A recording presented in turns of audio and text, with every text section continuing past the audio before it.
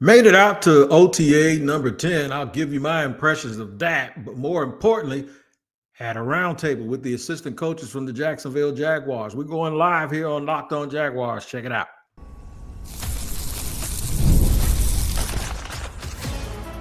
You are Locked On Jaguars, your daily Jacksonville Jaguars podcast.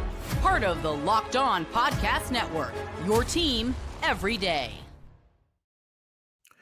It is your team every day here on Locked On Jaguars. We thank you for making us your first listen. I'm Tony Wiggins, the host of the Locked On Jaguars podcast that you can find wherever you get your podcast. Just make sure you tap in each and every day in that location, whether you watch or listen, and we'll be there ready to go. Today's show, of course, is brought to you by none other than FanDuel. That is correct. FanDuel, right now, new customers can get $200 in bonus bets when your first $5 bet wins. Shout out to the everydayers for joining us, and shout out to those people that are here for the first time. I hope I give you the reason to come back. I'm going to let you know what today's show is about. It's a theme. Y'all have heard me talk about messaging and communication. That's what we're going to talk about today in the third segment, and why I believe that's so important. It's important because we went to the round table today with the assistant coaches, and boy, oh boy, did they drop some jewels on us. First, I'll give you the impression, though, in the first segment of OTAs. I'm not going to talk formations. You know, we don't do that too much, especially with OTAs. I will tell you this. Jaguars are fast as hell at wide receiver. If y'all didn't know that already. Brian Thomas Jr. got clocked at over 22 miles per hour last year. I think it was in the Colts game. They legit got 3-4-3 guys at wide receiver. So one thing I will tell you this is, while when we first got to practice this morning here in Jacksonville, or OTAs, we were inside on the facility, the Miller Electric facility, the indoor facility. The whole thing is the Miller Electric complex. But you had all the players. They were 11-on-11 going offense and defense. They were doing some walkthrough stuff, basically showing what plays look like, doing a sort of a walkthrough, and then showing what you're going to see. I saw one rep, and this was brought to my attention, where Greg Udinski, the offensive coordinator, they lined up. It was a 2 wide receiver set. There was Travis as well as BTJ. He pulled Travis and said, or did he pull Brian? It was one of them. He said, no, don't go with this group, go with the next one. And the dude said, I wonder why he did that. I say, because what he's doing is he's watching them individually, and if they're on the same drill from where he's standing, he can't watch them both. So I'm thinking that he wanted to instruct one, and then the other ran with the other group, and he wanted to instruct him. And I think that is extremely important that we know that they're doing that. And one of the reasons they're also doing that is maybe that's when Travis is at rest. That's why De'Ami Brown is so important to this team. And De'Ami Brown is as important to this team as another wide receiver in that rotation, that whoever the corner is that's going to be playing when Travis isn't playing, that guy's super important too, whether that be Jarian Jones or whoever, right? It'd be super, super important. And if they're not in nickel, or if they are in nickel, but Travis isn't in the game and they leave Jordan Lewis outside, it makes it so much important. It tells me that every single thing that they're doing, they have a reason for it. And the reason for, let me check that. Everybody that does anything has a reason to do it, right? But their reason seems very intentional. And I will let you know that in talking to the coaches later on, we can tie it all together as to what they're really, really doing. But yeah, they look a lot faster. They're still in shorts. One of the good things that these coaches have said is something that I have echoed here. And I'm not just calling it good because I said it. I'm just letting you know that it's something that we have said here a lot on our podcast. They said we're playing touch football. We're in shorts. A lot of this stuff you ain't going to be able to tell. Like, everybody's doing everything that they're supposed to do, and they're doing it exceptionally. They have a team full of guys that are like, what time's practice? And then guys are showing up early. Guys are proactively seeking out what time is the next time we're all going to get together and figure out how we're doing things. So everyone is really learning the scheme. Everyone is really focusing on being in the classroom. One coach I did talk to was Bill Sheridan. He is a senior defensive assistant. He spoke about how everyone loves Anthony Campanile. And Camp doesn't necessarily come across as, and we spoke briefly on the practice field today. I mean, really briefly. He doesn't come across as the Mr. Rogers coach's guy, if you will. He's the one on the team that if there's a coach that was going to get in a bar fight, and I'm not talking about his character. I'm just talking about if you had to fight one guy on that staff, he probably would be the last guy you chose. And the personality is very Northeastern. He's a very New Jersey type guy. But the thing about him is his work ethic is very blue collar. His approach is very intelligent, also very blue collar. And Bill Sheridan said this about Camp. He's known him for a long time, of course, going all the way back to college. Bill Sheridan was on staff with Tom Coughlin in New York, man. He's been coaching forever. I think he ran through Boston College a couple of times. He says he's smart. He says his parents did a good job. He says he's an outstanding individual. And he says he couldn't see any reason why anybody wouldn't be enthusiastic about being coached by Anthony Campanile, but it's still good to see that they all love him. And this is what he said after that, and they should. So there's a theme here developing with these coaches, and I'll tell you what it is when I talk about some of the things individually that we said. But the main guys I'm going to focus on, there's two. One of them is, well, let me preface it like this. I didn't talk to quarterbacks coach Spencer Whipple very long, but I did tell him I'm old enough to remember when your dad was a rookie. He started laughing. I said, yeah. I don't know if you're laughing at the fact that you're trying to picture your dad being a rookie in the NFL, or if you're laughing at the fact that I'm old enough to remember when your dad was a rookie. So, offensive line coach Shaun Starrett was super impressive. They all were. I spoke to Shaun Starrett. I spoke to wide receivers coach Edgar Bennett. I had the chance to talk to linebackers coach Tim Lukabu. Shout out to Coach Tim. Queens gets the money. There you go. He's from Queens. And Ron Miles. I'm going to give you all those conversations and tell you some things that I was able to extract from these conversations. And by the way, I'm not the only member of the media that did this. All of them were there. We all got a lot of the same information. So I'm going to give it to you in the way that it was received to me and give you my spiel the way we do it here on Locked On Jaguars. We'll do it in just a second here on Locked On Jaguars. All right, today's show is sponsored and brought to you by FanDuel. Man, the NBA playoffs in full swing, and every night delivers highlight-worthy performances. Major momentum shifts and can't miss momentums, whether it's a game-winning shot or a breakout player. There's never been a better time to get in on the action. FanDuel makes it easy to stay in the game before tip-off and live. With player props, performance trends, and same-game parlays, fans have more ways than ever to play smart and win big. Now, I'm going to tell you something. Somebody's going to win a title this year in the NBA that hasn't won one before. You're going to have a new superstar. Will it be in OKC or Indiana? You need to find out, man. I'm telling you. New to FanDuel, it's the perfect time to sign up. Head to FanDuel.com and place your first $5 bet. If it wins, you'll get $200 in bonus bets. Make every moment more with FanDuel, an official sports betting partner of the NBA.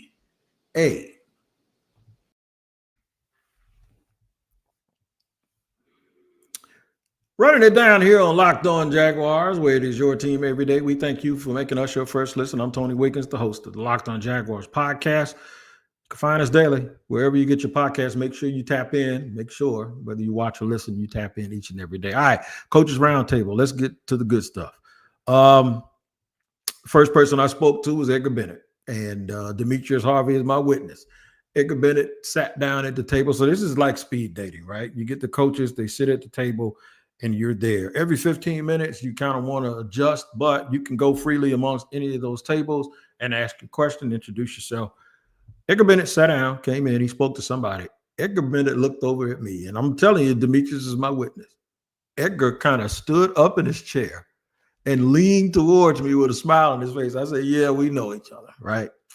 He didn't know from where. I reminded him that we graduated the same year and played against each other, and brought up a basketball game. I played at the former Forest High School, which is now known as West Side, and I brought him a basketball game. There was damn near a riot at the end of the game at off 103rd Street. It was a riot because one of their players, who was a alumni, he's also went to Florida State. His name was Grady Ross, and I talked to Grady a couple of years ago. Grady got kicked out of the game. And Grady got kicked out of the game for elbowing me in my throat.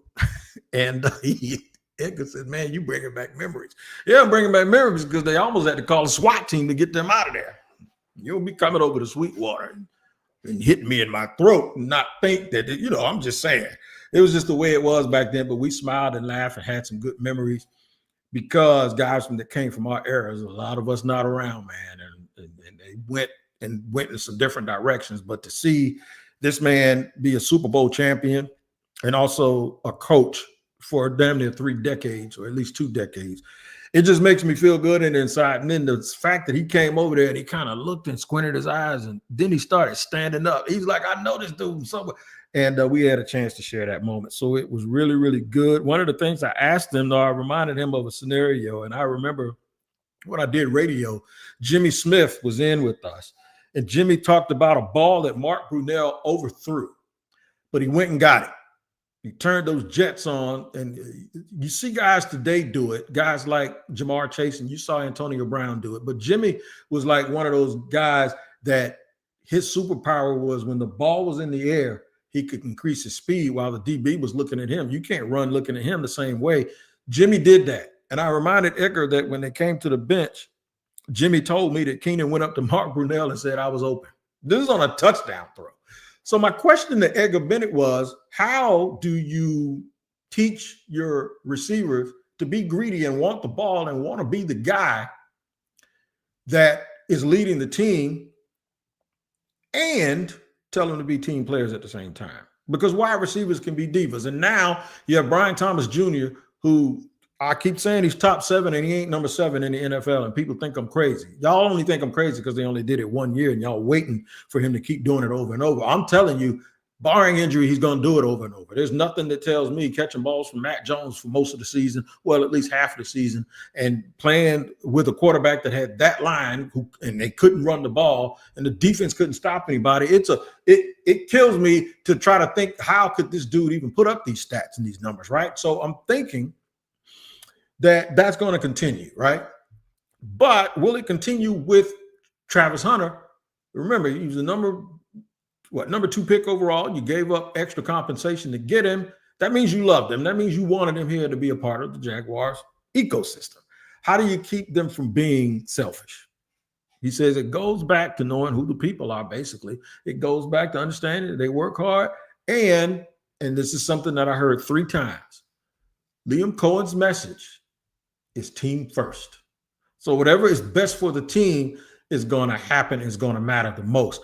And the fact that both Brian Thomas Jr., all 3, Dyami Brown, Brian Thomas Jr., and Travis Hunter, and the main 2 we're talking about are the 2, Travis Hunter and Brian Thomas Jr.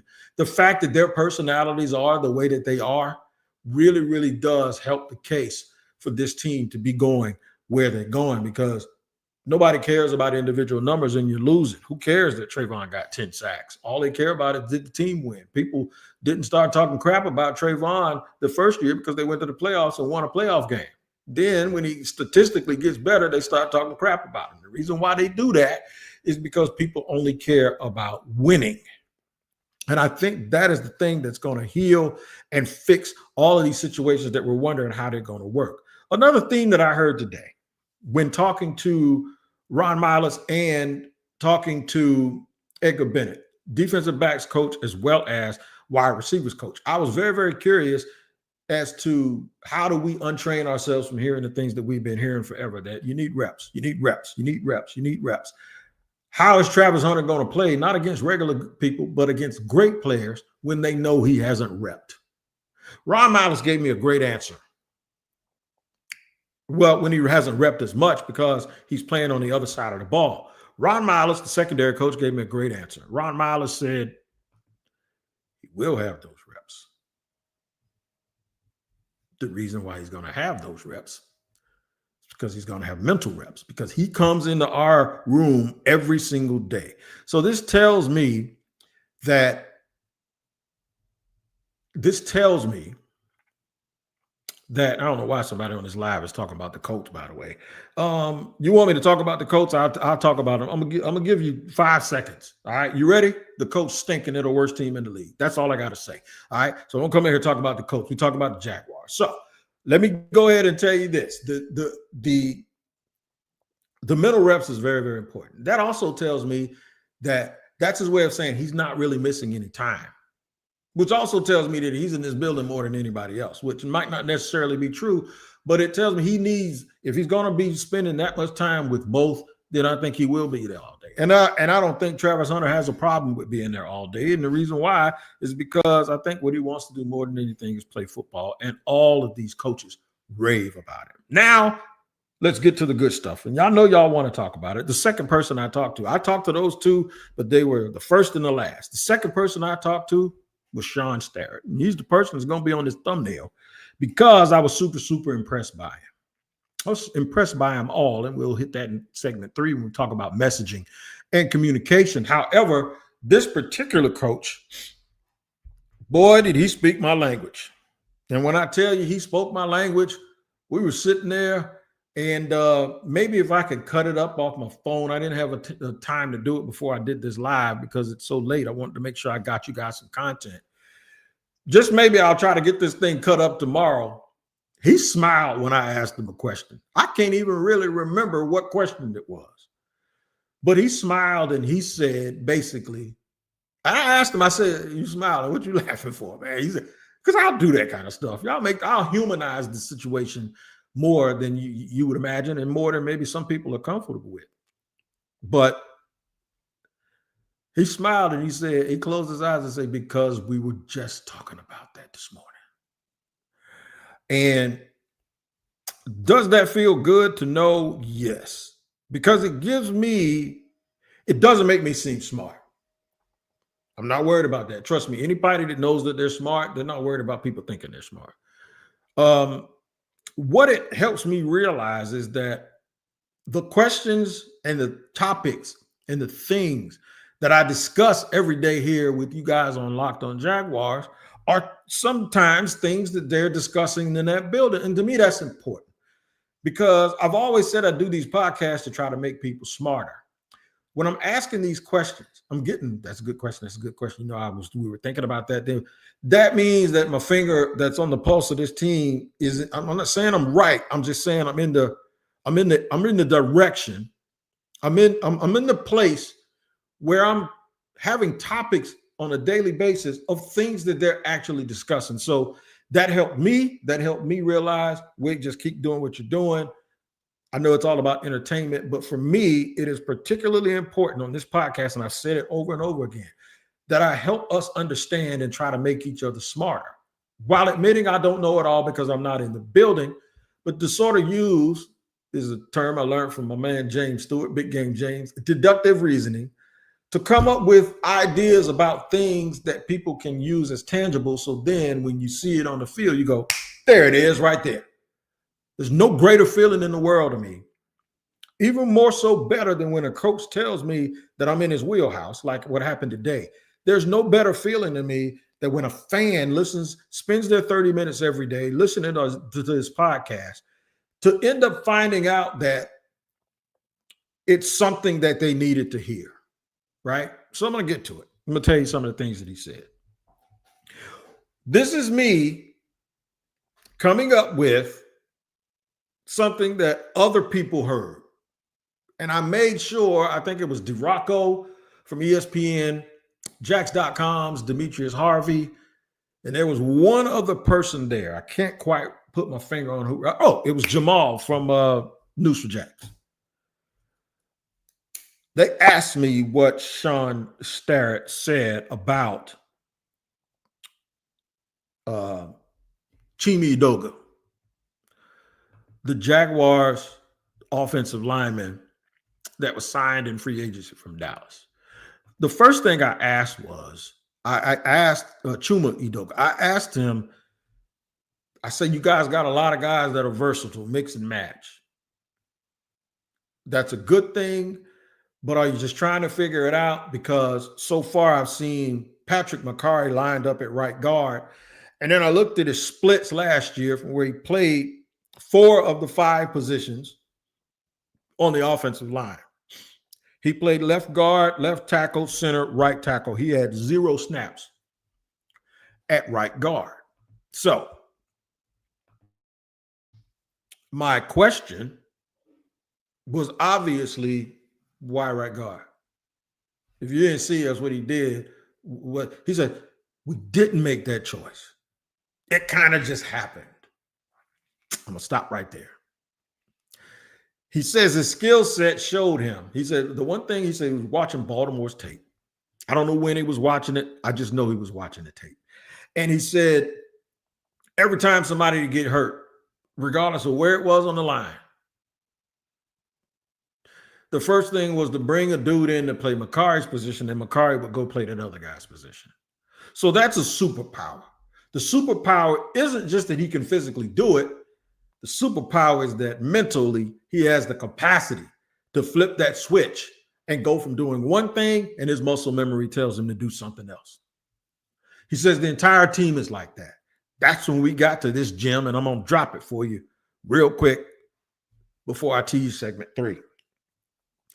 He says, like Chuma Udoga, we brought him in here. He's played all over, but we had him at left guard, and then we moved him out to right tackle. And he's done a great job. Mia O'Brien, I believe, then asked him, what's the thing about Walker Little you really love? He says his consistency. And then he said, what about Anton? He says, Anton's doing a nice job for us. Kind of sounded like Doug Peterson when he said that. But then he said this. We need him to get a little bit more consistent. Anybody in the media know what that means? I know y'all do.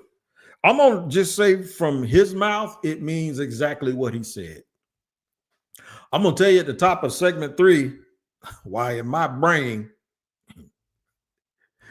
he didn't say exactly what he said.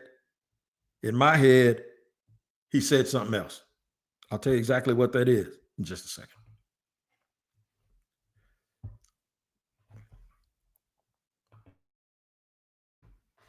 All right, live here on Locked on Jaguars, segment 3. We've talked about OTA impressions, and we've been discussing the coaches' roundtable. And they gave me some jewels, and I'm about to drop one on you.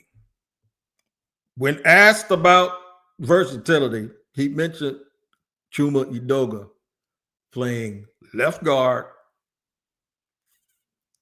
and then we put him at right tackle, which I noticed at practice that he was alternating. They were all alternating. By the way, he says with all 10 guys that they have when they're too deep, he feels comfortable he can send anybody out there and go play. That's a good thing because they have gone from, and I mentioned the previous administration, and I said, I don't want to tie you down to anything that they did, but the previous administration would have guys who hadn't proven anything, hadn't had a lot of starts, but had a lot of potential. And they kind of used 4 of those 5 backup spots as a place for developmental prospects. They're not doing that here.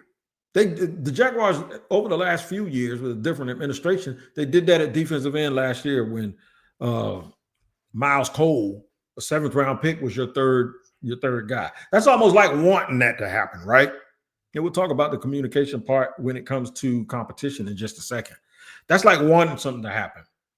You can want it to happen all you want to, but you better be prepared in case it doesn't. And the Jaguars did not do that enough. So I used to get upset when we talked about guys hedging their bets, but what it is it's competition. So I'll tell you what he said. He was asked about Udoga. He said he saw that he moved out to right tackle. Then when he was asked about Walker Little at left tackle, the one word or his first impression, he says consistency. The next thing, he was asked by Mia O'Brien of 1010XL, what are your impressions of Anton? He said he's doing a nice job, but he just has to become more consistent. Combine that with the fact that they moved Chuma Udoga from initially playing left guard and backing up Ezra Cleveland to going out now and splitting reps with Anton Harrison. What do I get from that? I get that Anton Harrison is in a battle for his starting position. That's what I get. And this is why I've been telling people that's been inking these folks all in these spots, and the Jaguars haven't even updated their depth chart. Anton Harrison has a fight and a battle on his hands, and there are 5 or 6 media dudes that absolutely agree with me. It is about competition. Mia talked to him about Ezra Cleveland, and Ezra Cleveland was like saying something like to the effect, I don't want to put words in people's mouth. It's like we're always, you're always looking out to see if they want to replace you. Foye Oluokun said something the same way during minicamp. Foye said because of his route to get to the NFL, he believes they're always looking to replace him. Shaun Starrett said that, well, Ezra's not wrong. It's not about Ezra, but it's just a professional reality in the National Football League. They're always looking for the next guy. They have to. This is what it is. This is a game of attrition. They're gladiators. People get banged up. Folks get hurt. You better be looking for the next guy. If not, you'll be looking for your next job if you don't have a next guy and something happens to the starter. He said that's exactly right. The component and the part of that is called competition. One of my things that I said last year were folks love to hold on to guys just because they're familiar with them.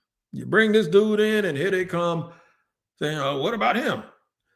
I'm not what about anybody from a 4-13 team unless he's been here 1 or 2 years and he has a big old contract extension or something.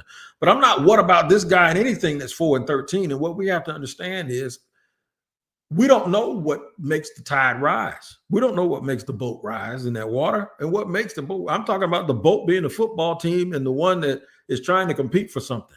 What happens is, and what makes that what it is, and what makes those, that rise very important is the competition that goes on. And when the competition goes on, guys and names they get replaced.